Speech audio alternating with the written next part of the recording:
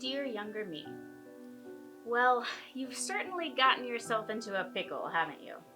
You weren't planning on this when you had a quarter-life crisis, quit your job, and moved to the other side of the world to volunteer with the church.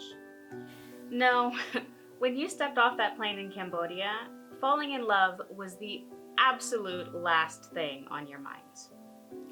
And maybe now I've given away the plot, but I might as well just come out and say it. That feeling you're experiencing right now that's somewhere between giddiness and being punched in the gut, that's love. You're in love. Deal with it.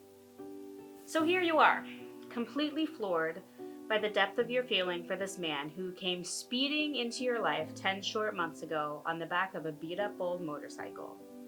Because what quarter-life crisis would be complete without a motorcycle? And then today, the other shoe dropped. You were called into the country director's office. It felt like being called into the principal's office as a kid. He had objections to the relationship. And of course there are objections. Even you admit it is unconventional. Anand grew up in an impoverished fishing village during a civil war and a famine. He's known real hunger and the uncertainty of not knowing where his next meal might come from. You, with your solidly middle-class, Midwestern upbringing, will never fully understand that. He's Mr. Congeniality, even-tempered, dependable, loyal to a fault. You, well, you've got anger issues, and we'll deal with those here shortly. So yes, there are many obstacles to overcome in this relationship. In fact, you'll be working on them for years. But contrary to the boss's objections, the interracial nature of this relationship is not an obstacle, nor does it make this relationship inappropriate, his contention, nor immoral. You'll hear that one next year from another boss. Keep your motorcycle helmet on. It's gonna be a bumpy ride. I know it's hard to go against a mentor in the faith who has spoken out so strongly against someone you hold so dearly. But, newsflash, this is not the first, nor will it be the last time that a church leader has been on the wrong side of history, particularly when it comes to issues of race.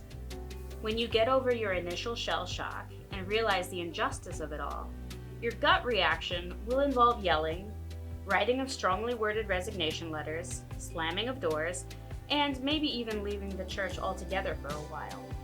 And I don't blame you. But before you get your dander up, listen to a few words of counsel that might save you a world of heartache.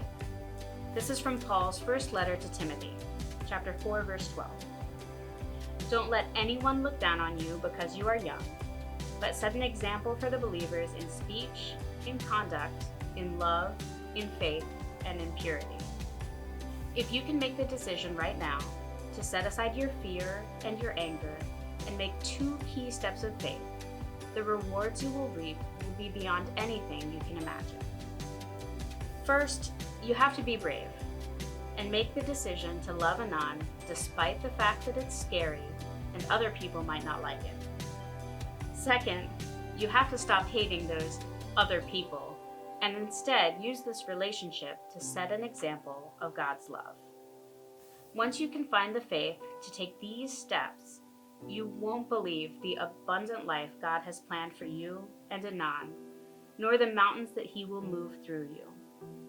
Your life will truly be a testament to the fact that, as Dad always said, God is good all the time God is good. Surely, if your dad can muster the faith to say these words and mean them while losing his 10-year battle to cancer, you can find the faith as small as a mustard seed needed to do the same now. No? You need more proof? Well, I expected that.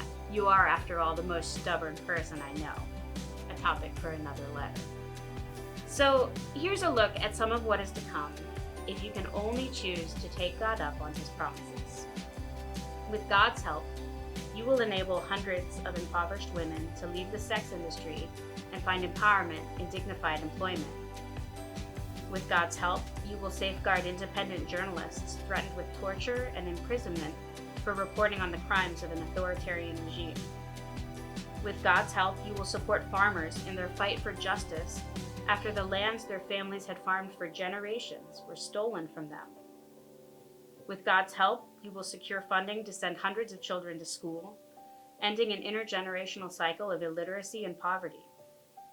And, most importantly, you will marry Anan, and God will bless you with the most beautiful, bubbly baby boy, and that alone will make it all worth it. All you have to do is find faith to trust in God's promises and to let go of just a little bit of that anger. It won't be easy, but few good things in life are. Take courage. Go and live the abundant life God has planned for you, with so much hope for your future self.